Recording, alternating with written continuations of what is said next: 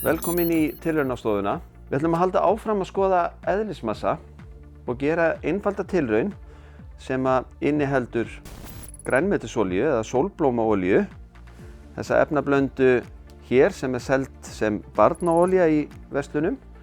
Og svo ég hérna með ísmola. Ég ætla að byrja á því að setja slatta af sólblómaolíunni hérna í tilraunaglasið mitt. Og ofan á sólblómaolíuna ætla ég að setja þessa barnaolíu hér.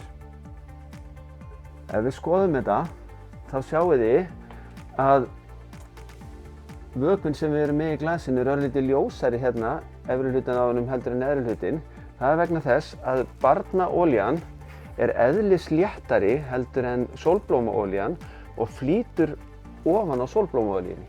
Það sem ég langar svo til þess að gera er að setja ísmola ofan í vökvann. Og nú sjáum við svolítið merkilegan hlut gerast. Ísmolinn, hann flýtur akkurat þar sem að skilin milli sólblómaolíunnar og barnaolíunnar eru. Það vegna þess að eðlismassi íssins, sem ég var að setja ofan í, hann er meiri heldur en barnaolíunnar sem er í efra laginu hérna, og þar af leiðandi þá sekkur hann í gegnum hana, en þegar hann kemur að sólblómaolíunni þá er eðlismassinn minni heldur en í sólblómaolíunni og þar af leiðandi flýtur hann ofan á henni. En það sem gerist síðan þegar að ísinn bráðnar, fer úr því að vera í föstu formi yfir í fljótandi, að þá sekkur vatnið, bráðnaði ísinn, til botns. Það segir okkur að eðlismassi fljótandi vatns er meiri heldur en olíunnar. Á meðan að eðlismassi íssins, sem er vatn í föstu formi, er minni.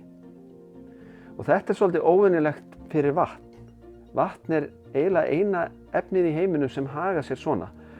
Að í föstu formi þá er það eðlisléttara heldur en í fljótandi formi.